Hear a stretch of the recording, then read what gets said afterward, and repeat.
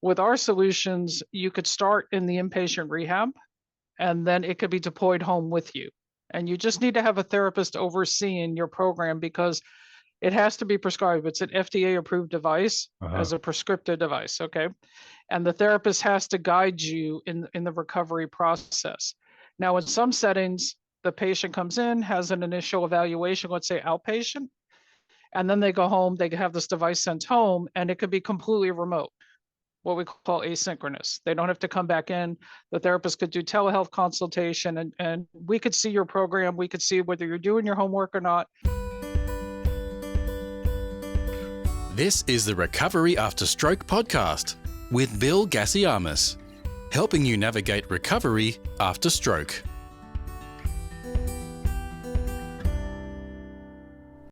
Hello and welcome to episode 254 of the Recovery After Stroke podcast. My guest today is Angela Greene, who is the lead therapy integration manager at MindMaze, a digital therapeutics company that is building a platform for universal brain health and recovery. Previously, Angela was an occupational therapist for about 20 years, and she worked with a variety of patients from traumatic brain injury to stroke and dementia, as well as Parkinson's disease. Technology is changing the way rehab is practiced for people with brain injuries, and it's changing the results as well. Angela is also at the center of that shift and those innovations. Angela Greene, welcome to the podcast. Thank you. Thank you for having me tonight. My pleasure. Thank you for being here. Tell me a little bit about your background before we get started into the conversation. Okay. Well, I've been an occupational therapist almost 30 years. My specialty is neurorehab and neuroeducation. I'm a clinical educator. I teach other clinical professionals vestibular rehab, as well as upper extremity for the hemiplegic arm and different dynamic splinting techniques that are available to try to increase function. And I also have a background in health informatics, the electronic medical record. So I'm kind of a Jane of all trades, but leadership background in operations. And the reason I got involved with that was because I have a vision in my mind of what I think great clinical care can be. And I think we could deliver it. And so far, I've been pretty successful with it. And I am the lead therapy integration manager here in the United States for MindMaze, which is a neurodigital prescriptive therapeutic device. We have different solutions that we offer people for high dose, high intensity neuro rehab. High dose, high intensity neuro rehab. Now, Mm-hmm. when I hear high dose, usually that sounds like I'm taking a high dose medication of some sort, but you're talking about high dose rehabilitation. What is that specifically? What does that mean? So most times, a lot of the clinical research has indicated if you're in inpatient rehab, you may move your arm, your upper extremity 20 times the entire day. And most of that occurs during an actual therapy session. And lower extremity, you may move your lower extremity with ambulation maybe 300 times over a 24-hour period. And all of the evidence indicates that is not enough. You need to be moving thousands of times. You hear like take 10,000 steps. Yeah. You need to be doing that with your arm too. And Okay. there's not a lot of opportunity for people to do that. So with our solutions, you are moving anywhere from 40 to 60 times a minute, Okay. which is a very high dose, high intensity. Is that something that's done in the clinic, or can that also be done at home? Well, that's one of the things I love about our solutions is because it's really thoughtful. It starts in the clinic and it could actually be deployed to the comfort of your home. So I joke around, I say you could do your therapy in your bunny slippers at home in the comfort of your own home. You don't have to load up and worry about transportation if you've had a stroke, because many people can't drive or they're dependent on caregivers to take them. So you could actually do it right in the comfort of your living room Yeah. and not have to worry about all those other things. And many people are in remote locations. Yes. And Okay. that definitely could help. I've lived in some pretty remote locations like Alaska, and they did telehealth up there, but this would be like the ideal product that you could take home with you and use for 12 to 15 weeks, 5 days a week, for about a half hour, 20 minutes to a half hour day, depending on what your therapist. It has to be prescribed by a therapist. So a therapist is always overseeing your care, but it's a prescribed home exercise regimen. Okay. So one of my coaching clients, I literally just got off the coaching session with them now, is a gentleman. He is roughly in his 80s, had a stroke, and one of the conditions that he has to deal with is that his, I think it was his left hand. We'll go with left. His left hand is not functioning as it was before the stroke, and as a result of that, it's quite heavy, and it's causing an impact on his shoulder. Now he's has it strapped in some situations to minimize the impact to the joint, but then having it strapped means that it's minimized the ability for it to be used, and therefore it's increasing potentially the possibility of the loss of use of that arm, and it's definitely not rehabilitating it. So is that the type of person who is a candidate for this type of product, this type of solution? For these, you have to have some range of motion, some movement available. It doesn't have to be great because the games could be calibrated to what's available range for you. So if you can only move 5 to 10 degrees, you could still play some of the games. Okay. And it has other benefits. So it's not just upper extremity, it's also lower extremity, like sit to stand, reactive stepping. I mean, it has a lot of different things in it, and as well as hand and finger individuation. We have a wonderful new device that allows you to apply pressure, and it monitors the pressure application and the release. Okay. And it's really cool. I see. So when I was in rehab and I was learning how to use my left side again, walk again, and use my left arm, I used the Nintendo Wii to play Wii tennis.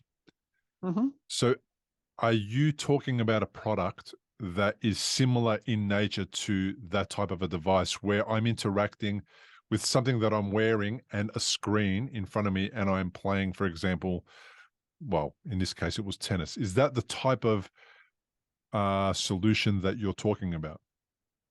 It's similar, but distinctly different. Same Okay. in that it's fun to play. So people are very engaged and motivated to play it. I love that it gives people a chance to own their own recovery and empower them instead of being told no and sit and don't do. We're encouraging you to do it. This is a version of extended reality. So you have many different types of virtual reality. So you may have the immersive, like where you wear the goggles. That's great, like for vestibular rehab. You may have augmented reality, like the Pokemon Go, where you could still see the reality around you, but there's an image projected, like the Pokemon. I've seen some cases for a product that projects images that is for Parkinson's patients and helps them navigate stepping. And that's a wonderful idea. This is an extended reality. So it only takes a short period of time for your brain to extend your personal space. Like, this is my hand, it's in front of me, and I know it's in front of me. But with a little trickery and the use of the extended reality, you could project yourself onto the screen and become that avatar on the screen. And the difference with like the MindMotion GO in particular is that it can be calibrated very specific to what your abilities are. And that's the one that can go home with you, that gives you that high dose, high repetition. It also produces a documentation system that you could see how you're performing, from range of motion assessment to the quality of movement. Are you compensating? How much are you compensating? And the coolest thing too is it's no marker on you. It just tracks you, with full body motion camera or hand, or this other device called the iZar. The other solution that we have immediately after having a CVA, and ideally as soon as you're medically stable, you could do this seated or standing, is called MindPod. And the whole premise of that one is based on exploratory motion, because most of the studies in stroke recovery have been done with primates, and it's typically very task specific. Pick up a pellet, stick it in your mouth. It's not ever been just play. And if you think of babies that babble, they eventually form speech, and they're just playing with sound. So it's the same kind of concept, except with the upper limb. And anything you do in MindPod, you move a dolphin through a beautiful immersive room. It's multi-sensory approach. You have sight, sound happening, as well as the initiation of motion. And that protocol is for 3 weeks, 5 days a week. And it's pretty intense. It's 60 to 90 minutes a day. And by then you transition to like MindMotion GO to go home with it to continue your progress. Okay. So For example, the particular person I was talking about is based near Sioux Falls in South Dakota. Now, Hmm. I would describe that in the middle of whoop whoop. Now, I'm from Australia. That's a very Australian way to describe in the middle of Whoop nowhere. whoop. I have to. Okay, I have to remember All right. that one. Yeah. Where's Sioux Falls, South Dakota? Middle of whoop whoop. Yep. So it gives people an understanding of that it's potentially in a remote location. And Sure.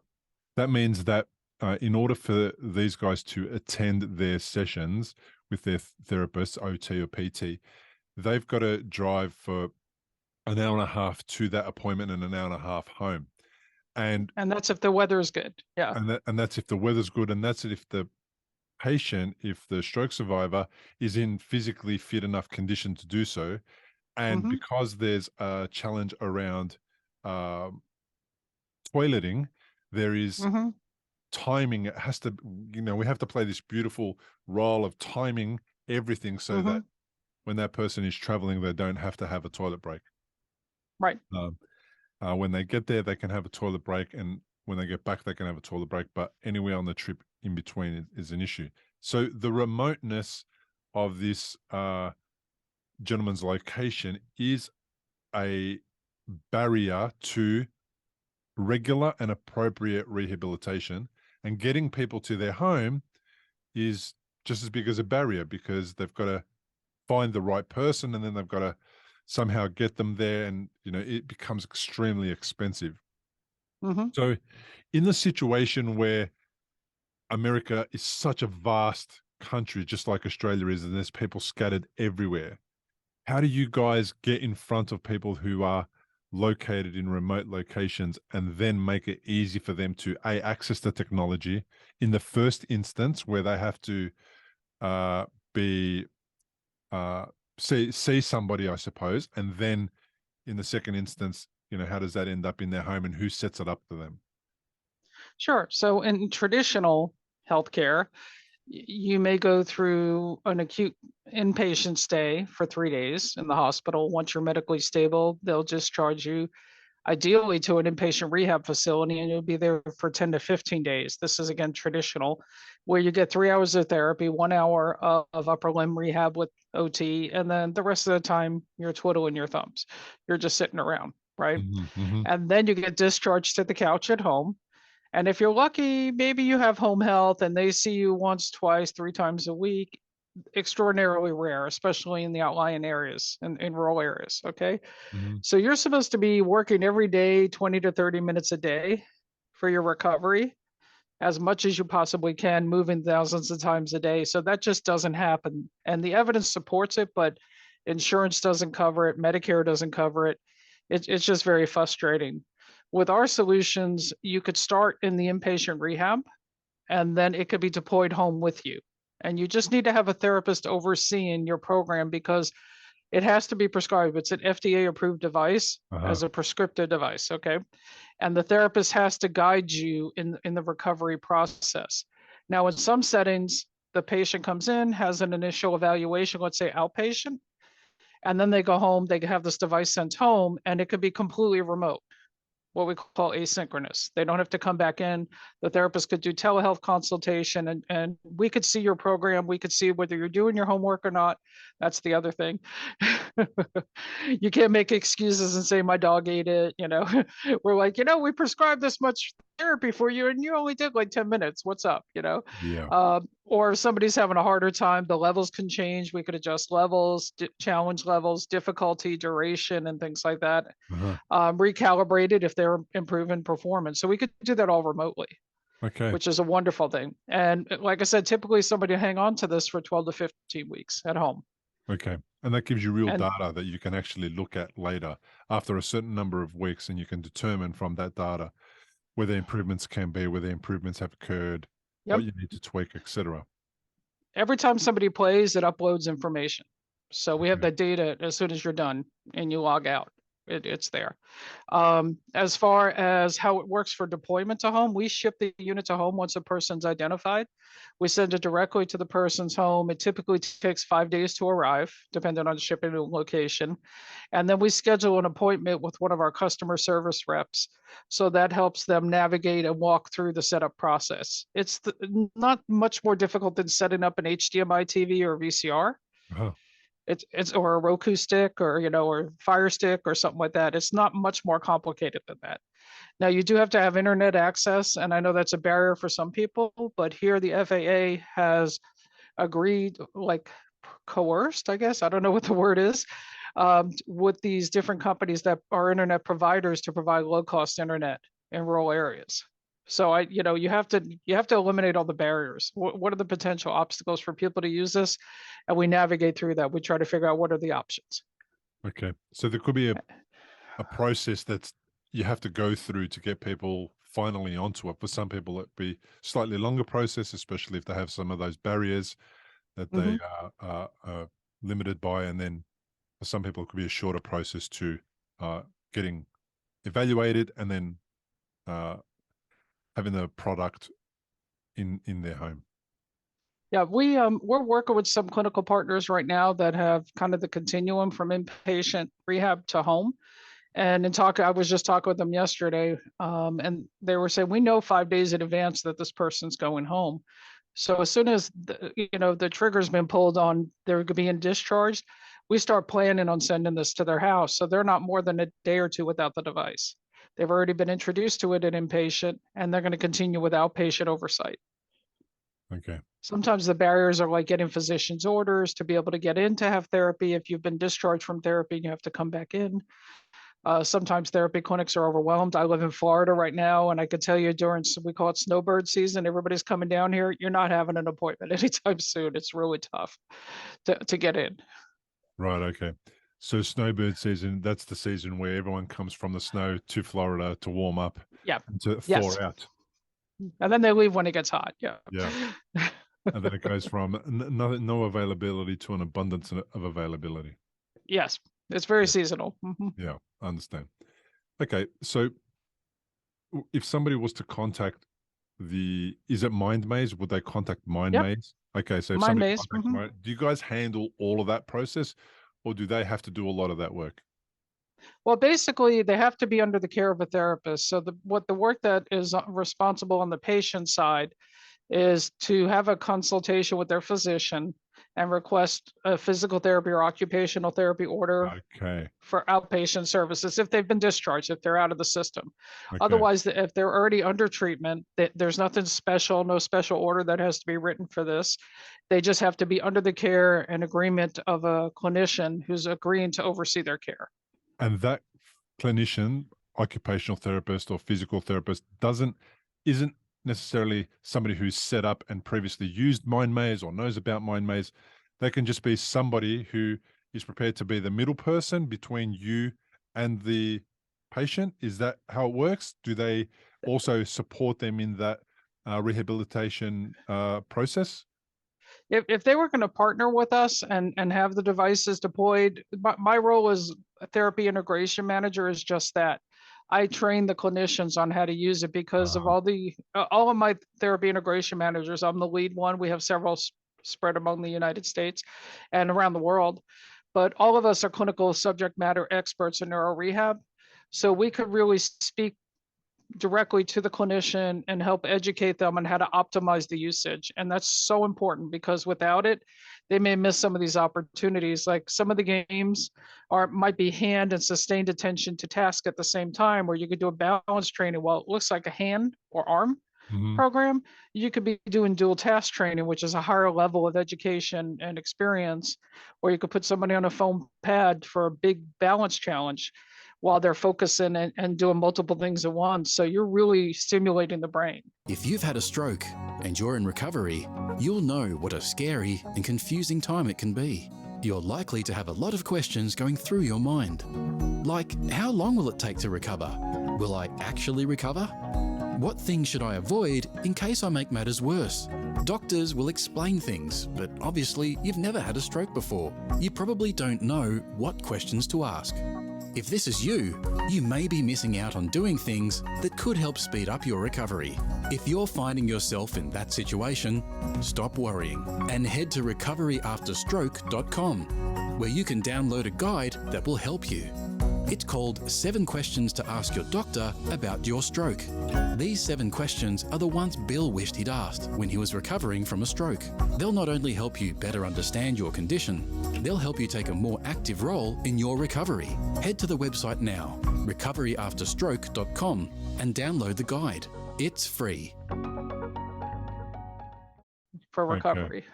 Okay, that sounds good. So, by the way, I just want to make it clear. This is not an advertisement for MindMaze or for this product. My job is to bring awareness to people of solutions that help them, because this particular client of mine, they don't have access. They have all the limitations you can possibly imagine to accessing good solutions. And the gentleman has hit, according to everybody, he's hit the plateau. We'll talk about that in a second. And he's in a remote location, and they're doing their best to access services, and it takes a long time to get to services. And there's a whole bunch of challenges behind it, right? So my job is to really kind of bring awareness to solutions that exist that people don't know about, and for whatever reason have not, maybe they're fairly new and they haven't really made it out into the mainstream yet, and not everybody knows about it.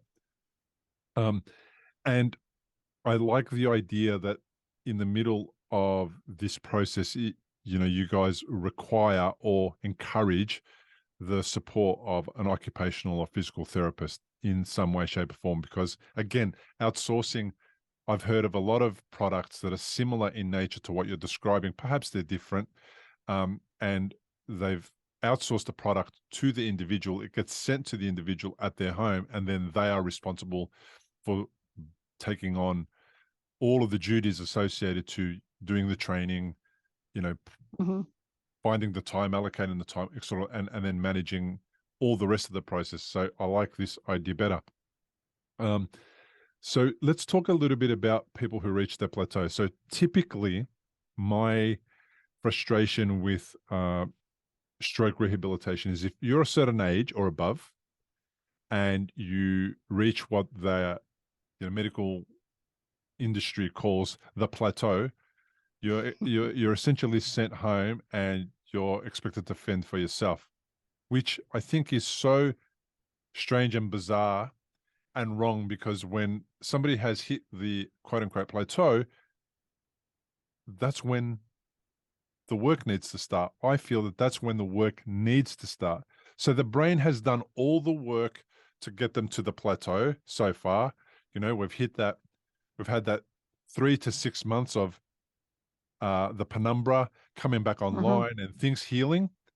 And the occupational and physical therapists, not personally, so that please, I don't want anyone to take this personally, that I'm having a go at them. They get all the credit for moving that person through the initial recovery and the gains that they've created. And then when it gets too hard, everyone says, oh, it's too hard. You're on your own. Why don't you go home, and we'll let the caregiver be the person who's totally responsible for supporting you and helping you, and basically go, like you said earlier, go sit on the couch. And those people are the least likely to be able to support a stroke survivor overcoming that, because they have no background in rehabilitation. They have no background in stroke. They have no background in anything. They're just a regular person going about their daily life, and they've been stuck with being the caregiver for somebody who has had a stroke, and they have no support. So tell me a little bit about, like, when does your product come into the picture? Does it come at the beginning of the process of the rehabilitation? Does it come after the plateau? Does it come many years later? When is the ideal time to implement something like this? Well, according to the neuroscience test that we have, and everything we have is evidence-based, and our company is a group of neuroscientists and neurologists, and really focusing on the optimum period, like day one, once you're medically stable, have a stroke, that's when your optimum neuroplasticity occurs, up until about 30 days. right after the initial stroke. That's really your biggest opportunity to make as many gains as you can. Mhm. Okay. So that's when you need to be moving thousands of times a day and not sitting in a wheelchair somewhere. Mhm. Okay. And that continues to improve out to about 90 days. So we have like I said, the MindPod solution that's usually in the clinic itself, and then sending the unit home with somebody for 12 to 15 weeks. That being said, we're currently doing some research with Shirley Ryan Labs with David Petrino at Mount Sinai in New York, and his study is chronic stroke. 6 months post or greater after a stroke. And his program is pretty much almost all asynchronous. So you go in for an evaluation and the unit gets sent home and you get set up and you have the unit to work with. And I could tell you, having been a clinician new and not as skilled, and now having much more skill many years on, because I hate looking at a patient and not being able to help them. I feel it's my responsibility to learn what to do to help that person. I don't just give up on somebody. And when you described your 80-year-old friend who might have a subluxed shoulder and some weakness in there, Mhm. I would point to the therapist and say, you don't have enough skills to really support that person. I would agree. And so my lack of skills should not dictate your plateau. That really upsets me. And I think we have a responsibility to our clients. We can't fix everything. I mean, we Mhm. can't. No. But there are some things that I would do for that client in particular that would help him start getting activation of his rotator cuff muscles and start supporting it. I mean, there's so many different things that could be done. Rather than just go, oh, stick a fork in you, you're done. Now, insurance is notorious because we have to continually show progress for most disease processes. I know somebody with Parkinson's went after Medicare, said, I have a right to sustain the level that I'm at. And it may be a maintenance type program as opposed to a rehabilitation type program. And you have to really challenge the system. You have to be an advocate for your own care. But I could tell you, if I suffered a stroke, one, I obviously would be very frustrated. I'm not a patient person. I'm from New York City originally.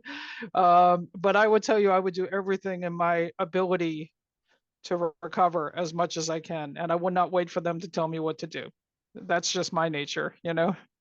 It's interesting. You made an interesting comment about insurance needs to see continuous gains. Yeah. It's the gains after recovery is not a capitalist economy. It's not about, the let's do another 10% this year, next year, and forever after that. Gains in stroke recovery mean much more than that. It's not Right. and keeping and maintaining movement once it's achieved or once it's reinstated or once it's recovered is really, really important. And absolutely, there needs to be more done to help people maintain their health rather than their health going backwards, because then if there is an insurance policy, that they would have to claim back on that, wouldn't they? If they end up becoming worse and worse and more unwell, Right. they'd still be in a Well, situation where insurance has to pay out and support them.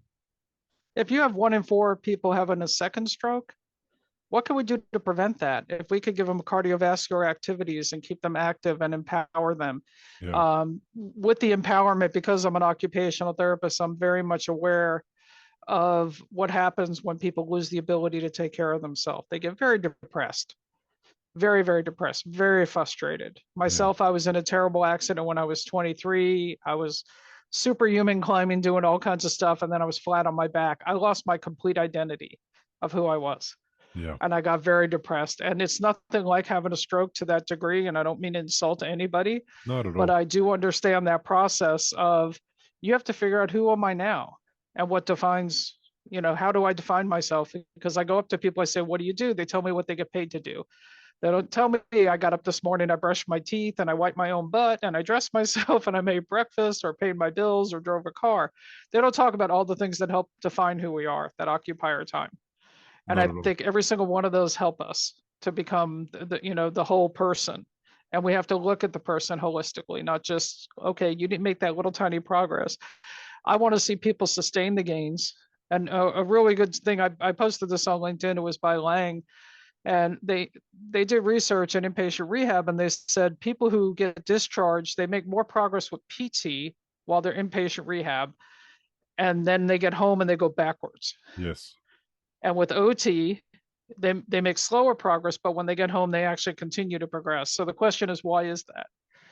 Is it because people are horribly fearful of falling when they get home and they don't have that level of support and encouragement? That's a possibility, right?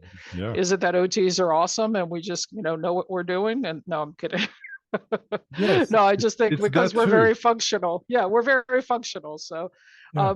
you have to understand, the nuances of that. But I would never, ever satisfy for less than what I was capable of doing. And Yeah. I don't expect my patients to compromise either. Yeah. Look, I think all of what you're saying is relevant, and identity is something that's important to try and help a person maintain. Mhm. And rehabilitation from the supposed plateau and beyond the plateau does help with all sorts of things, and it decreases the demand on the medical system if you get people better and you give them the opportunity to get better for longer. Mhm. Because if they're better for longer and you don't send them home, well, then you're also not impacting negatively on the caregiver. And there's a possibility that a caregiver, not a possibility, I think it's a proven statistic that caregivers usually pass away or become ill as well. And as a result of that, then you've got two people that are incapable Yeah. of supporting themselves because of the stressful situation that the caregiver finds themselves in, or then they neglect their own health and well-being to help Mhm. the other person, and then they end up in a similar situation or worse. Absolutely. Yeah. So it's it's intuitive. I would say it would be it, it'd be intuition would say that you have to make and support people to be better for longer so that you've got less people coming back into the system that need support. Yeah. The exact opposite's happening. Common sense, right? And then just look at the evidence. Why are we doing rehab at all Yeah. if we're not following what the evidence is? The Yeah. evidence is that high dose. So it's rare if you're going to get somebody, an outpatient, to be seen 5 days a week. It's almost unheard of, Yeah. unless they're private pay or something. The particular gentleman that I mentioned a couple of times did get initially a full-on amount of rehabilitation that went that long, and then that went for 5 days a week, etc. And then it stopped. And Mhm. he has been curious about how to reactivate something along those lines, because he's very keen to get on his feet again and to become active and to participate in his household and in his life again. Mhm. Mhm. But he hasn't been able to find a solution to reintroduce the level of activity back into his life because he doesn't have somebody supporting him through that. How Right. much, Right. if somebody does go down this path and they get a MindMaze type device, how much time does the occupational therapist that sort of sits in between you, mind, and you and Mhm. the patient, how much time do they have to put into that So they particular have therapy? to run that kind of program. Yeah. Yeah. So they have to do an initial assessment because, of course, you want a baseline to Hmm. figure out, are we going to progress? Where do we start? And then it probably takes, once they're trained in how to use the unit, which I usually spend a good amount of time helping people understand all the benefits of it and how to include it in their and implement it in their approach, their therapeutic approach, to create a great home exercise program. So once they have that set up, it could take 15 minutes total to set that up, 15 to 20 minutes in the clinic. And then the patient goes home with the device. And that's pretty much it. The remote monitoring of the patient, like through telehealth, or they could come in once a week to the clinic or once every 2 weeks and have an upgrade. And 15 minutes to the time that they're there, maybe an hour, could be spent addressing upgrading their exercise program, which is very typical in therapy. We always look to, okay, how you doing with the home exercise? Like, let's progress you, let's move it ahead, Yeah. So it's Okay. not different from what we're used to doing. It's just a different way of delivering it. And the other thing I want to say is, if you look at home health, they don't come out a lot, right? Hmm. If you don't need medical monitoring and you're still homebound, This is a game changer. This is an industry disruptor because you could actually send somebody home with this device. Yeah. And they could have 5 days a week, even So, if they're homebound. so in the case of this particular gentleman at home with his wife, Hmm. what role would his wife play in this process? Is she a tech wizard or? No, she's not a tech wizard, but in the actual going through the process together, so getting him, supporting him in helping him get the um, get the exercises done, etc. So, is there an involved? Is it necessary for a caregiver to be involved in that process as well? Is the better question actually? I guess it depends. They have to be able to, if somebody using it has to be able to follow directions, like 2-step commands, Uh-huh. and have some active range of motion. Those are some of the precautions that we look at. Over age 22, no history of seizure activity, Mhm. because we certainly don't want to make things worse. If it's a standing activity and they're wobbly, and again, this is up to the clinical reasoning of the therapist providing the oversight and the guidance in the program. They could do seated activity as well as standing. Mhm. So we have flexibility in our programming, but basically you turn it on, you press play and you go, and there's your program. Okay, it's on So TV. it's on TV. Yeah.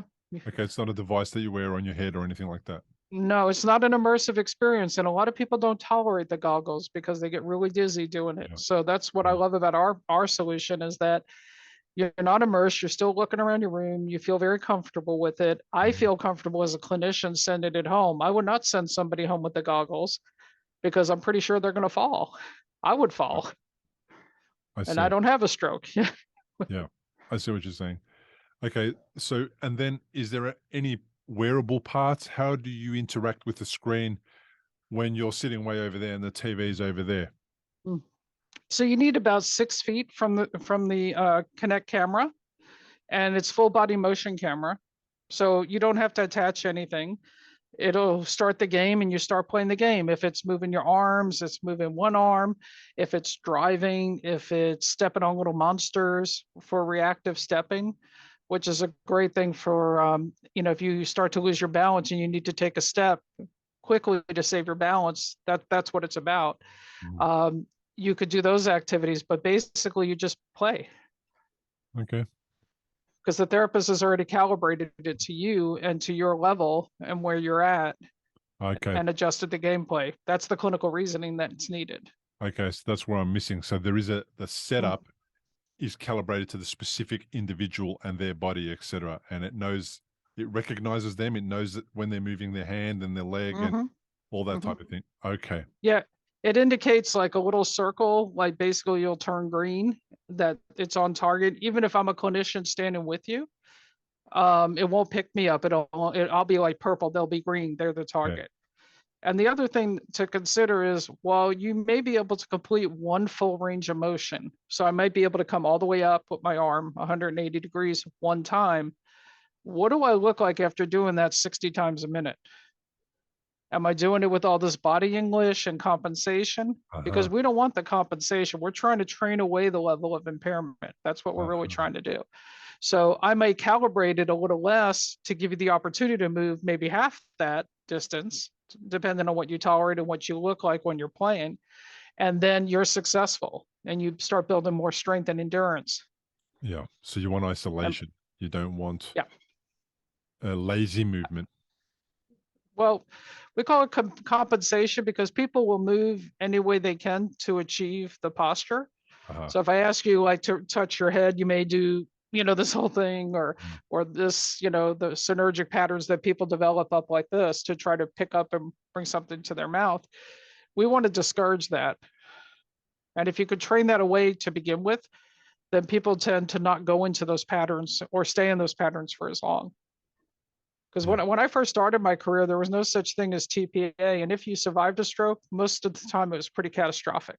Yes. And then once TPA was introduced, I saw a much more a much lesser level of impairment than I did before. But you still have impairment going on. Yes. Yeah. Yeah. TPA has been a game changer. There's no doubt about it. There's a lot of people wouldn't be around if it wasn't for TPA. Mhm. And I what's interesting about TPA is sometimes I speak to stroke survivors who have had TPA administered, and then they kind of take the stroke as a, well, that wasn't a big deal. I was home 2 days later. Yeah. They have fatigue and they have other things. They don't realize the seriousness of what a stroke means and what that could have been like. And they kind of take it as like like an injury. Oh, well, I was injured for a couple of days. I was out of action, and then I got better Yeah. and I was at home. And then they have this, they misunderstand the potential long-term effects of even that quote unquote small or mini or minor stroke, or Yeah. Because there's because a chance you'll have another. And that's it. Yeah. And I try to explain to people that once you have it, it's so serious to have it addressed as quickly, like any of the signs we call fast, or, Yeah. the facial weakness or anything like that. It's so important that you get to the hospital, because that TPA period is only three hours Yes. from the time you walk into a hospital. So you don't go to sleep and take a nap. Yeah. Like, you don't feel good, lay down. You may not wake up. Yeah. And then if you could get there within the 3 hours and they can administer it, that's great if you're a candidate for it. The other problem is that once you start, the blockage happens, that tissue dies right in the immediate vicinity. But Yeah. as that tissue dies, that releases chemicals that destroys further tissue. So I always call it like the avalanche of disaster. Why do you want to go there if you can Yeah. prevent it? Yeah, I agree. When we were talking a little earlier about people who have had a stroke and they're in their plateau and or beyond the plateau, what kind of results have you seen with people like that? Can you give me some information about the type of results that you've seen with people who have taken up your program beyond the plateau? I think you get more body awareness, so you get a better quality of motion and movement. Now, the neuroscientists will say that neuroplasticity pretty much ends very quickly. Like I said, that 90 days. Anecdotally, in my career, I've seen people many years post-stroke or post-brain injury even still make gains. Like if they have a painful arm and they couldn't really function initially well and participate well in therapy, just different approaches to use have helped them. But with our products, with the like MindMotion GO at home, one, I think it gives them more body awareness. I think it gives them more cardiovascular activity. I think it empowers people to be successful, because a lot of people avoid exercise because they feel like they can't be successful. And I think the quality of the motion overall, when you have that increase in the repetition and the endurance builds and the strength builds, then the movement quality improves. So you get a better quality of motion. Everything from hand function, if you could just use your index finger, your middle finger, and your thumb, those are your money makers. Those, the little finger and the ring finger are more stabilizers and assist in holding. But this is your dexterity. If you can use those and recover function there, you've got a great portion of hand control then, and ability to participate in your activities of daily living. So if you could do that, if you could get a little bit more in the shoulder, a little bit more in the elbow, I mean, it means that all the difference in the world, or be able to extend your arm out to the side, because now you can pull your pants up or wipe yourself. Yeah. It's simple dignity issues. Yeah. And you've seen that there has been restoration of additional movement, and people have gained movement and use of limbs and fingers, etc., way beyond the plateau. I always, I like to think about it in a way that sometimes the right approach has to happen at the right time. And maybe they didn't have the opportunity to have the right approach previously. So I think you're still going to see gains no matter what you do if you have a good qualified person working with you. But having the opportunity to do that high dose, high intensity definitely increases your strength, definitely increases your endurance, definitely increases cardiovascular, just because you're up and moving, not sitting on a couch. Yeah, some people will say, I've got fatigue, debilitating fatigue after my stroke, etc. Does this help with getting people to move beyond that fatigue as well? It does, because you can pause the games at any time. I mean, and they could be, titrated for you to play maybe, 30 seconds and you take a break and then you go at it again. I mean, it's very flexible. Uh-huh. It's very approachable. You just need a skilled clinician to help deliver it for you. Okay. Is this something that people can access in a nursing home scenario? So there's another gentleman who follows the podcast, and I'm going to call him a fan. If he probably listened to this episode, and I'm going to call him a fan of mine, and he might get Okay. a kick out of that. He had a stroke, and then he ended up in locked-in syndrome. Mm-hmm. And it took him a while to get out of locked-in syndrome. He was actually on the podcast, and when he joined me on the podcast quite a while ago now, he spoke with a machine. We pre-recorded. I sent him the questions. He answered them on his machine, and since then he's told me that his things have improved somewhat, and he's standing up more often, and he's using his arms further and better. But his majority of his day, I don't imagine, is high intensity rehabilitation. Is that something that can be supported and installed or delivered into a nursing home room, for example? Would there be occupational therapists in that environment that would be able to participate in this? Absolutely. We have like this IZAR, the pressure sensitive device I was talking about. You could use it laying down. You could use it seated. It's great for hand activation and, like I said, finger individuation, attention to task. And I've worked with several folks that I've had locked in, and I've helped set up those devices, like communication devices, for them as well. And this is something that they could control and use while they're in bed. They just have to be able to have their body uncovered so you can see your limbs, like your arm or your legs. So you can't be covered up with a sheet. If you're using the whole body motion camera or the hand camera, it just has to be unobstructed because it'll pick up on the body motion itself.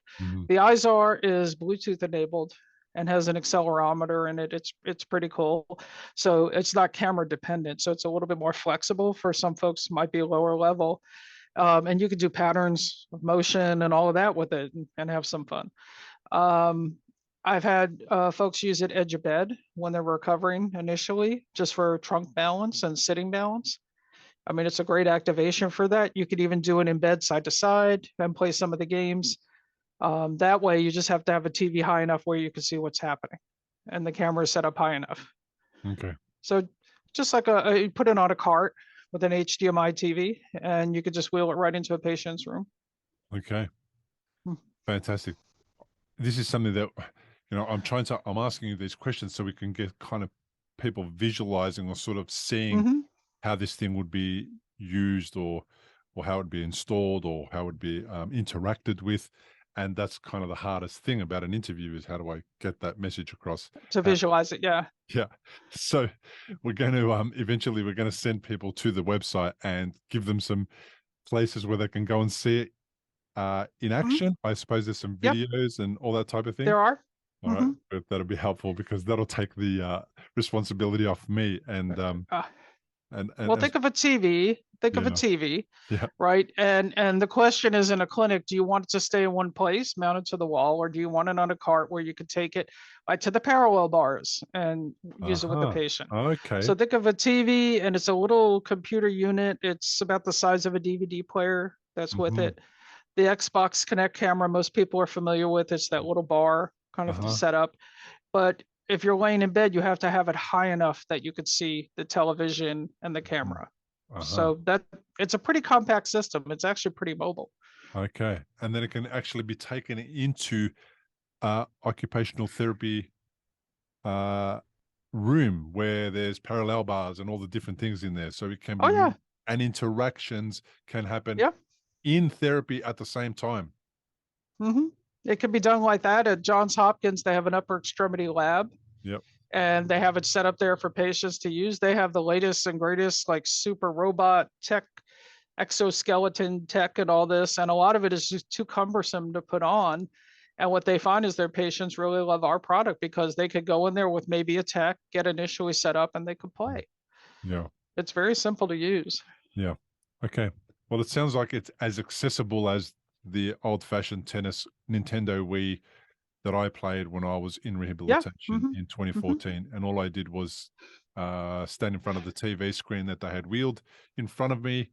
And because I had balanced, I was able to regain my balance then. I basically just strapped the controller to my left hand Mhm. and swung Yep. the virtual racket and lost every tennis game that I played. Well, you don't even need to hold on to a controller. That's the Okay. cool thing. I could show you example of some of the games if you have a few minutes.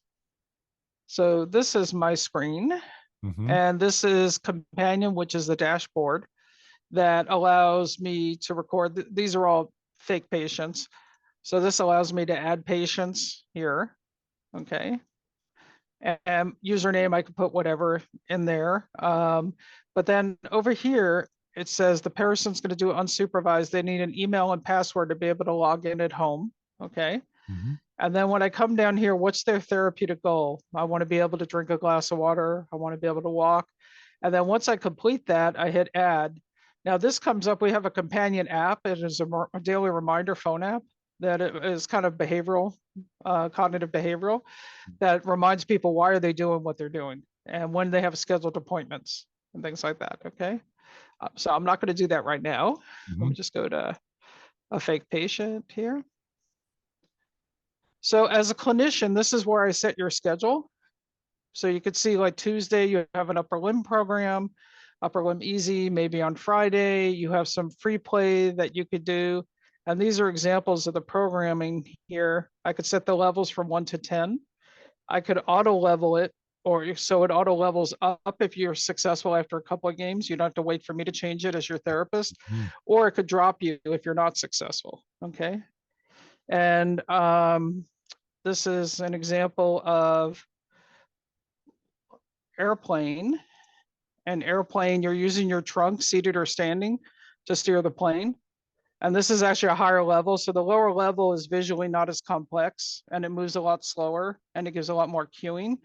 As you progress through the games, it gives you consequences and obstacles and challenges. It moves faster and things like that. So that's one example of the games. So this could be used like edge of bed. And it tracks compensation. So if you try using your legs to get over there or something like that, it'll track that. Let me see some of the others I have. This is using your arm to move across the lanes of traffic. Mm-hmm. Okay. Steering wheel. So this is like you're driving, like a driving game, Mm-hmm. which is really helpful because I used to do driver readiness training for people with brain injury and stroke recovery. Right. A kind of scary process sometimes. This uses your whole trunk to turn the car. Okay. I really like this one. I'm going to expand this one. So this is trunk and bilateral hands, and you could actually cross over, do hand over hand and all that. And it starts off very simple. This is actually a higher level, like don't touch the Black Widow, right? Mm-hmm. It could be seated or standing. And you notice some of the rocks are grayed out. Because this is a higher level, basically you have your choice on which path of the rocks you're going to follow, the blue or the green. And they started off on green, so you can only touch green now. Okay. Right. So there's some problem solving, there's cognitive demands, and I really like the element of dual task training. So if somebody's standing, I might put them on a foam pad while they're doing this and compromise their balance just to really make them super strong, you know? Mm-hmm. Yeah. This is an example of cross the road with wrist flexion extension. And in a minute's time, you'll do like 60 reps. Uh-huh. The goal is not to get run over. Okay. Yes. Okay, so you're using that wrist movement to make advance the bunny. Yeah. the bunny. Right, I see. Now this is forward backward step, but the next one I like even better. It's called free steps. And free step is you're moving in multiple directions. So you could use either leg to go forward, take a step forward, but then you notice you step into the side Mm-hmm. and the other side, and then to go forward. And you could also step backwards to get off the train tracks or whatever, so you don't get run over. Right. So the first level starts with like one single little country lane, and then it gets crazy, like somewhere, some busy city, right? Uh-huh. Okay. This is a flying car. Oops, sorry.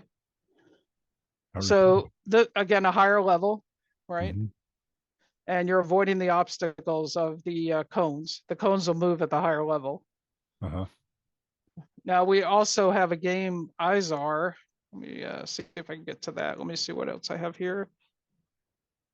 You could also do it with your wrist. This is what the eyes are. So you squeeze it to control the pressure and Yep. the release, and it's calibrated. Let's say you don't have a lot of grip, or if you've had a spinal cord injury or something, Mm-hmm. you just don't have a lot of grip or release. You could customize it to that person, what they have available. Okay. Yep. And so you could still play the game. So it's totally customizable.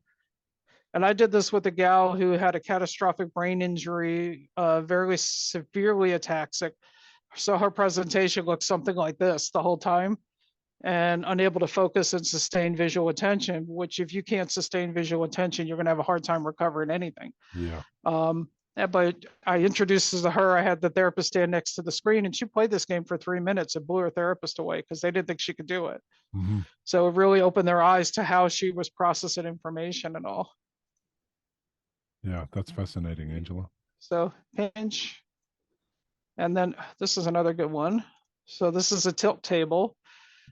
This is a higher level, of course. The very first level is just a frame fence with the ball rolling around trying to get the gold nuggets. Yeah. This one has things that try to take you out, and drown you Mm-hmm. as complex. So it's side bending as well as extension, flexion. So really increasing your body awareness. And as somebody who's certified in vestibular rehab, then I up the price of poker by challenging your balance. I've had patients on parallel bars on a rocker board with this in front of them playing it, which is Right. very high level, like your super surfer dude, Yeah. Well, I love how, even though this seems complex Sorry. and it's the higher level, more advanced version, I love how Mhm. it's very gentle, and that, looking at the animation and how much the person has to move, they're not really moving dramatically and frantically or anything like that. It's a very low, gentle Right. kind of And I think that's a difference, like to the Wii, right? The Wii yeah. just thinks you're moving normally. Now Yeah. this is a higher level. This is one of my favorite games, especially bilateral play. Uh-huh. So the hand has to hover over like the target. So you see like the star, the right hand, and then Yeah. if it has spikes, you don't touch it. And now it's going to be the triangle and that little one down there. But when I calibrate this, if somebody doesn't have great range of motion, let's say on the right side, and they can only play up to where like the star is or the diamond is, they could still have full range of motion with one hand and play the game within their available range. This is what I talk about calibration, Yes. because I don't want them to try to come up here 60, 70 times a minute for, 5 minutes if they're going to start doing all kinds of body English and compensate. And I want to get rid of the impairment. So I might keep them down at a lower level just to keep them a better movement quality, and then slowly increase that movement quality. Yeah. That looks amazing. Excellent. I think that's fantastic. I think it's a really great thing that these things exist. I'm glad that somebody from MindMaze reached out so that we can get on the podcast. So Oh yeah. if you can give me a little bit of information now so that we can send people to the appropriate website, where would people go to find out a little bit more information, and who would they contact if there was an inquiry that they wanted to make? Well, you could contact me in the United States. We are international on several continents.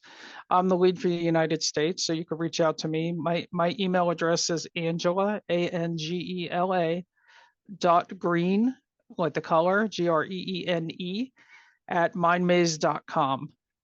Okay. The website is mindmaze.com. Fantastic. And if you Angela? reach out there, what happens is they'll find the person who handles that country to come back to you.